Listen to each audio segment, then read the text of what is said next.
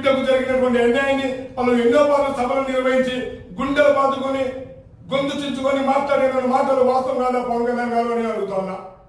ఆనాడు ప్రతిపక్షంలో ఉన్నప్పుడు నేను అధికారం వచ్చిన తర్వాత మొదటి సంతకం సుగాల ప్రీతిబాయి గారు కేసు మీద సంతకం పెడతానని చెప్పి మాయ మాటలు చెప్పి భీమ్లా నాయక్ సినిమాలు తీసి అమాయకులైనటువంటి బంజారా జాతి బిడ్డల ఓట్లు దండుకోవడానికి సినిమా రూపంలో ప్రయత్నం చేసి ఇవాళ బంజారా జాతి బిడ్డల ఓట్లు వేయించుకొని గద్దెలెక్కిన తర్వాత అధికారం ఉందన్నటువంటి అహంకారంతో విర్రవీగుతూ సుగాల ప్రీతిబాయి గారి కేసు నాకు తెలియనట్టు సుగాల ప్రీతిబాయి గారి తల్లి పార్వతమ్మ గారు నాకు కలిసి లేదన్నట్టు వివరించడం ఎంతవరకు సమాజమని కూడా ఈ సందర్భంగా పవన్ కళ్యాణ్ గారిని హెచ్చరిస్తున్నా.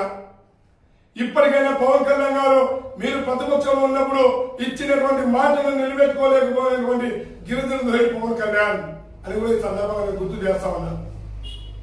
నేను అడుగుతా ఉన్నా వాళ్ళ పవన్ కళ్యాణ్ గారిని సుగాల ప్రీతిబాయి గారి తల్లి పార్వతమ్మ గారు తలపెడుతున్నటువంటి ఈ యొక్క వీల్చైర్ యాత్రకు అడుగడుగున ఎందుకు అడ్డంకులు కలిగిస్తున్నావు?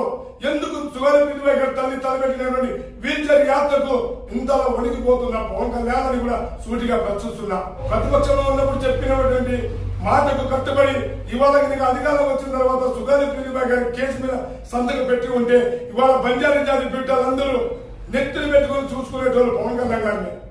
మరి అలాంటిది అధికారం వచ్చిన వాళ్ళకి దాదాపు 2.5 సంవత్సరాలు గడుస్తున్నా కూడా కనీసం సుగాల ప్రీతిబాయి బిడ్డకు జరిగినటువంటి అన్యాయం కూడా ఎక్కడ కూడా మాట్లాడలేనటువంటి పరిస్థితి వాళ్ళ Pawan Kalyan. Hi friends, welcome to V36 news. వేగంగా విశ్వసనీయంగా ప్రతి వార్త మీ ముందుకు మా ఛానల్ కి సబ్స్క్రైబ్ చేయండి.